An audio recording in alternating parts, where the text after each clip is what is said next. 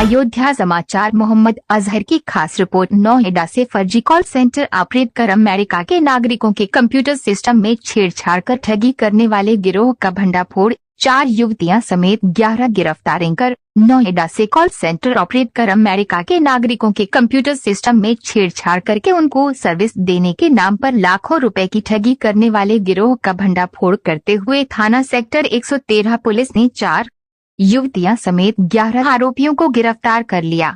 आरोपियों के कब्जे से भारी संख्या में लैपटॉप, राउटर, मोबाइल, हेडफोन, फर्जी दस्तावेज और इंटरनेट मीडिया कन्वर्ट समेत अन्य सामान बरामद हुआ है। वीओ पुलिस के गिरफ्त में खड़ी ठगों की 4 युवतियां समेत 11 आरोपियों शामिल है, जिनमें से अधिकांश नॉर्थ ईस्ट के रहने वाले हैं, क्यों इनकी अंग्रेजी और बातचीत करने का तरीका अमेरिकी भाषा से काफी मिलता जुलता है। डीसीपी राम बदन सिंह ने बताया कि विभिन्न एजेंसियों से इनपुट मिला था कि शहर में ऐसे कॉल सेंटर संचालित किए जा रहे हैं जहां से अमेरिका के नागरिकों के साथ ठगी हो रही है। इसके बाद कॉल सेंटर का पर्दाफाश करने की कई टीमें बनाई गईं। पुलिस ने थाना सेक्टर 113 क्षेत्र में छापेमारी की। यहां एक कॉल सेंटर का पर्दाफाश किया। Byte Ram Badan Singh, DCP Noida. VO DCP Ram Badan Singh ने बताया कि पकड़े गए आरोपियों ने पूछताछ के दौरान बताया कि वह अमेरिकी नागरिकों के सिस्टम के साथ छेड़छाड़ कर पॉपअप मैसेज भेजकर उनके बैंक खातों की जानकारी प्राप्त कर लेते हैं। इसके बाद विदेशी नागरिकों के कंप्यूटर सिस्टम, लैपटॉप में बग भेजते हैं। इससे उनका सिस्टम सही तरीके से काम नहीं करता है। इसके बाद उनके सिस्टम में जो समस्या आई है उसे दूर करने के बहाने आरोपी IVR कॉलिंग के जरिए विदेशी नागरिकों के साथ जुड़ जाते हैं। विदेशी नागरिकों के सिस्टम का एक्सेस हासिल उसे अपने नियंत्रण कर लेते थे। विश्वास में लेने के बाद पैसे के लिए बारकोड भेजकर आरोपी रकम को बिटकॉइन और क्रिप्टो करेंसी में ट्रांसफर करा लेते हैं। असुविधा को दूर करने के लिए सारी रकम गिफ्ट कार्ड और क्रिप्टो के जरिए ली जाती।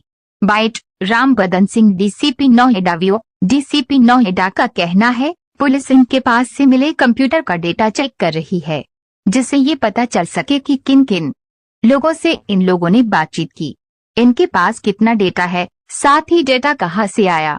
पूछताछ में बताया कि ये डेटा इनको डार्क वेब से मिलता है, जिसे खरीदा जा सकता है। फिलहाल अब तक ये लोग 150 से ज्यादा लोगों से ठगी कर चुके हैं। नोएडा में करीब 25 दिनों से कॉल सेंटर चलाया जा रहा था। इससे पहले देहरादून में ये लोग कॉल सेंटर संचालित कर रहे थे। वहां भी अमेरिकी नागरिकों के साथ ठगी की जा रही थी। इस संबंध में विवेक को गिरफ्तार किया जा चुका है और 117 सेक्टर के अंतर्गत ये कॉल सेंटर पकड़ा गया है और इसमें 11 लोग गिरफ्तार किए गए हैं। इसमें 7 लड़के और 4 लड़कियां हैं। इसे भारी मात्रा में लैपटॉप, मोबाइल फोन और जितने भी इक्विपमेंट्स हैं वो सब बरामद किए गए हैं। सर क्या करते थे?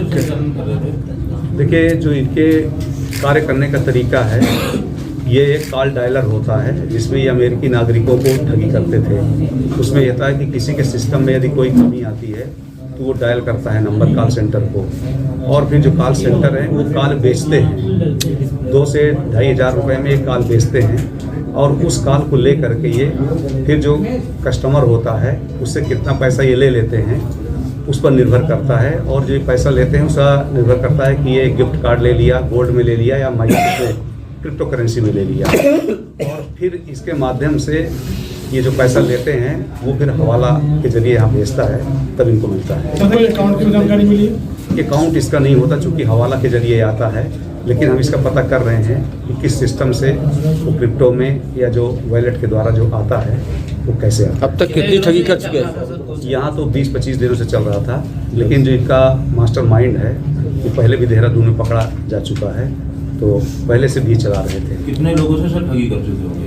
अभी तो इसका हम पता लगा रहे हैं, क्योंकि जो कालें आई हुई हैं इनके सिस्टम से ही पता चल पाएगा। सारे जो बैकअप है उससे पता चल पाएगा। जिस बिल्डिंग में चल रहा था क्या उसके मालिक को पता था ये कॉल सेंटर इस तरीके? नहीं, वो कॉल सेंटर तो नहीं जानता, पर वो किराए पे देता है कि कंप्यूटर काम है। चूँकि ये जितना भी इलेक्ट्रॉनिक्स वाला एरिया है यहाँ सारे इसी तरह के काम होते हैं, तो इतनी स्पेसिफिक जानकारी उनको नहीं होती है।